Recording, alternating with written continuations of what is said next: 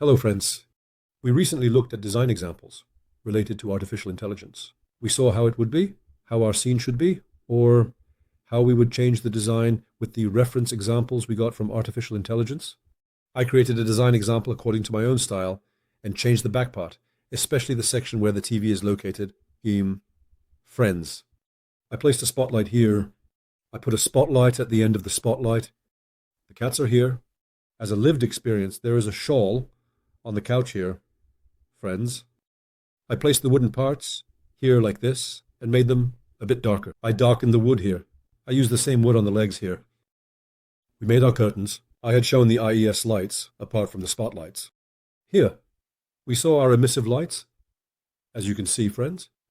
Then when we turned here, look at this part.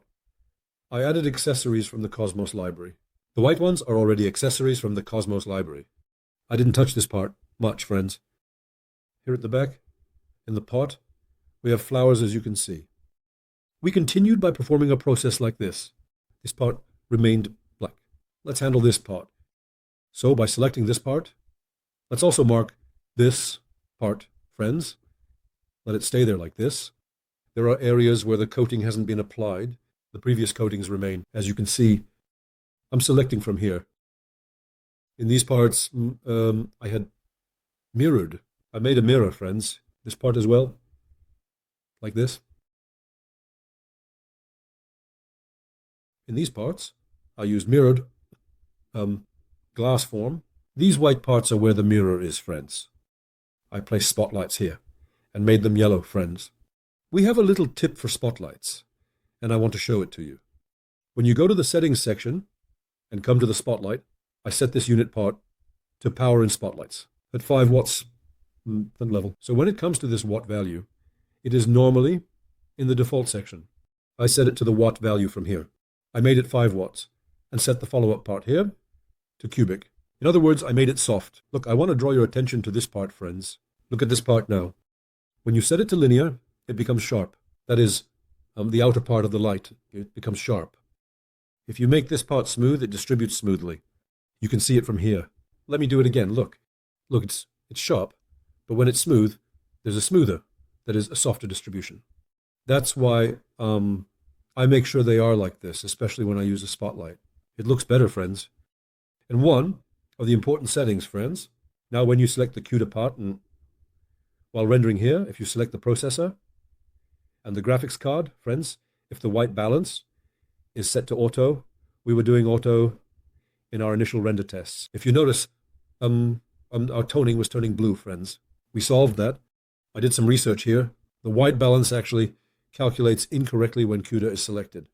I went to investigate what was causing that, and I found it. The white balance should not be set to auto, friends. Do not press the white balance. Let it stay white like this, friends. When you select CUDA, meaning when both the processor and graphics card are selected, you do not press the white balance. When exposure is set to auto, it adjusts the scene itself, meaning it sets it. Later we can adjust it ourselves, but if it's on auto, it automatically provides an image. When I come to this scene and press here, friends, look, my scene is like this. Look, I'm turning on the denoise from here. I previously took a render. Look, we are faced with a clean, soft image like this. However, when you set the white balance to auto, our scene becomes completely blue, if you notice. That blueness is due to the light coming from outside, from the HDR, being reflected here as blue, friends. That's why such a situation occurs. I changed the textures. I added a bit of gold outside the TV screen for some variation. In this way, I tried to bring the design to a color harmony, friends. Since I will be giving you the scene anyway, you can use it in different, various ways as well. Look, there's something called filmic tone map here, friends. Look, when I check this, the toning changes. Look, I removed it. Let me remove it from here. I say delete. Look, when you press this plus icon, it says filmic tone map. When you check this, there are some types here. In other words, the contrast and softness of the work change. Look, I'm bringing it from here. I say hell. I say power curve. If you play with these, a completely different image emerges, friends. Look, I took this, for example. Let's say I took this, or let's say I took that, for example. From here, I can play with the whites with the excess of light or its distribution.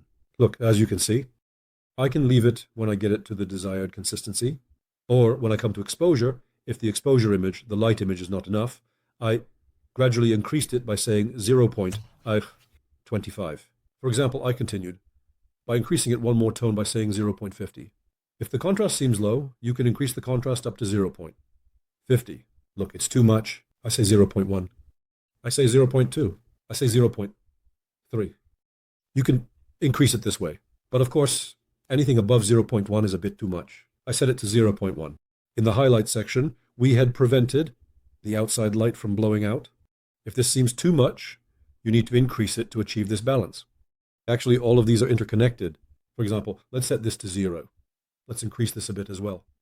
Look, in this way, or when you press the plus sign and add a curve, the curve shows the distribution of the light in the scene graphically here.